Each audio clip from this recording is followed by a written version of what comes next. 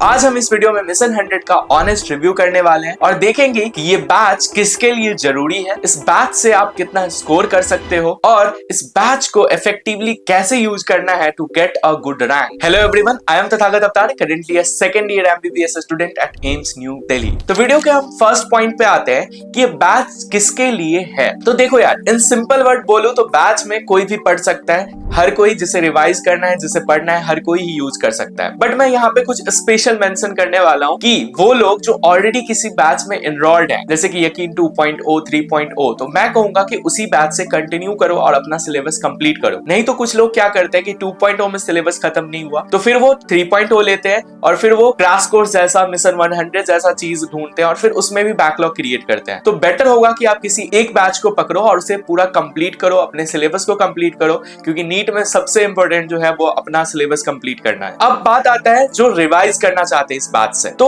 कुछ लोग ऐसे होते हैं जो लॉन्ग बैच से सिलेबस कंप्लीट करने के बाद फिर भी रिवीजन लेक्चर करने के लिए क्रैश कोर्स ज्वाइन करते हैं। तो मैं उनको बोलूंगा, स्ट्रिक्टली नो बोलूंगा, इस लेक्चर को बिल्कुल ही मत देखो, क्योंकि ऑलरेडी आपने एक बार लेक्चर लॉन्ग वीडियो फॉर्मेट से कंप्लीट करा है। तो बेटर होगा कि आप नोट्स को रिवाइज करो और ज्यादा से ज्यादा टाइम अपना क्वेश्चन प्रैक्टिस पे लगाओ। नहीं तो आप लेक्चर देखते रहोगे, ये पूरा ही टाइम वेस्ट होगा, क्योंकि अल्टीमेटली आपको नीट में खुद क्वेश्चन सॉल्व करना पड़ेगा। वहां पे आपको टीचर को क्वेश्चन सॉल्व करते देख आपको कुछ बेनिफिट नहीं मिलने वाला है। तो ये फाइनली मैं डिस्कस करूं कि ये बैच किसके लिए है, तो वो दो लोगों के लिए मेरे को समझ आता है। एक जिन्होंने कुछ भी नहीं पढ़ा अभी तक, और दूसरा वो जिनका एक बहुत ही बड़ा पोर्शन बैकलॉग है, या पूरा 11th बैकलॉग है, या पूरा 12th बैकलॉग है, या फिर ज्यादा बड़ा पोर्शन है जैसे लॉन्ग लेक्चर से कंप्लीट करना पॉसिबल नहीं है, वो इस बैच को ज्वाइन कर सकते हो। बाकी यूट्यूब पे भी बहुत सारे फ्री वीडियोस अवेलेबल है जहां से आप अपना बैकलॉग क्लियर कर सकते हो। पीडब्ल्यू के चैनल्स पे ही अपलोडेड है फ्री में। अब नेक्स्ट पॉइंट पे आते हैं कि इस बैच से सिलेक्शन हो पाएगा अगर मैंने अभी तक कुछ नहीं पढ़ा। The answer is big no. तो फिर क्या हमें ये बैच खरीदना नहीं चाहिए? तो देखो, अभी बहुत रेयर लोग होंगे जिन्होंने अभी तक कुछ नहीं पढ़ा। मोस्ट ऑफ द लोगों ने कुछ ना कुछ पढ़ा होगा और बहुत कुछ पढ़ा होगा और बहुत कुछ आता भी होगा। ये फैक्ट है कि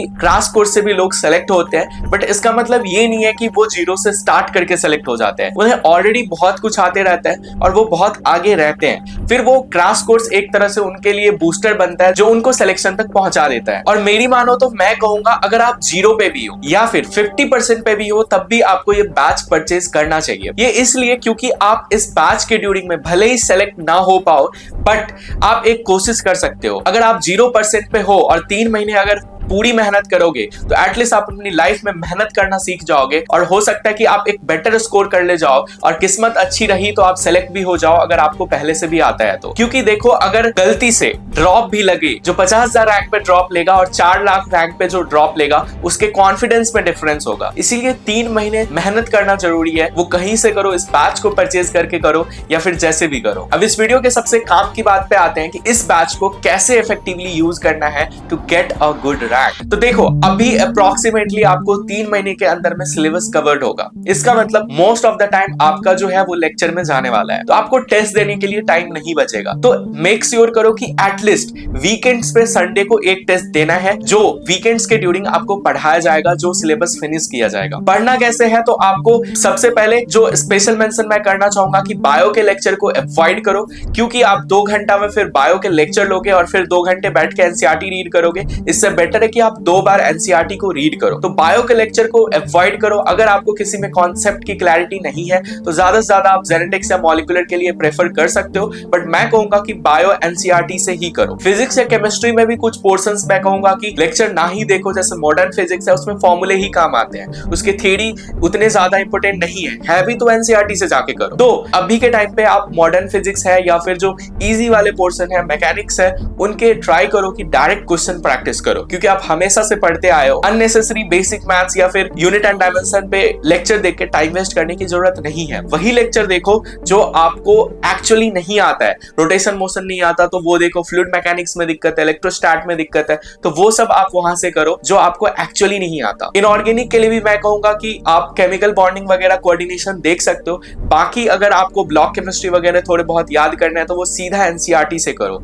ऑर्गेनिक में भी मोस्ट ऑफ द पोर्शन ऐसे ही है जो आपको एनसीईआरटी से पढ़ के रिएक्शन याद करके हो जाएगा। तो ट्राई करो कि जो 40% 50% भी आता है उसका लेक्चर को अवॉइड करो, क्योंकि अभी आपको टाइम सेव करना ज्यादा जरूरी है, जिससे आप most of the time question practice पे लगा सको और रिवीजन पे लगा सको। तो यही करना है, यही नोट है कि आप लेक्चर वही देखोगे जिसकी आपकी नीड होगी। एंड मोस्ट इंपोर्टेंट, जिस दिन लेक्चर जो फिनिश करो उसका हर जगह से जो टॉपिक खत्म हुआ है हर जगह से आप जितने क्वेश्चन प्रैक्टिस कर सकते हो, चाहे वो पीवाईक्यू हो या फिर आपने मिशन 100 वाला बुक ले रखा हो या कोई भी मॉड्यूल्स हो, उस सेम डे में उस क्वेश्चंस को प्रैक्टिस करो। एंड फिजिक्स में जो आपको लेक्चर के ड्यूरिंग जितने भी क्वेश्चन कराए जाते हैं, सबसे पहले लेक्चर फिनिश होते ही सारे क्वेश्चन को एक अटेम्प्ट देना है। अगर आपको लेक्चर के भी सारे क्वेश्चन आते हो तो आप एक बहुत ही अच्छा स्कोर कर लोगे फिजिक्स के अंदर में। तो मेक श्योर करो कि ज्यादा अननेसेसरी टाइम वेस्ट करने से बेटर है कि लेक्चर के सारे पहले क्वेश्चंस को एक ट्राई दो आफ्टर जब लेक्चर एंड हो जाए। और वीकेंड्स पे आपको टेस्ट देने हैं उन्हीं टॉपिक्स के जो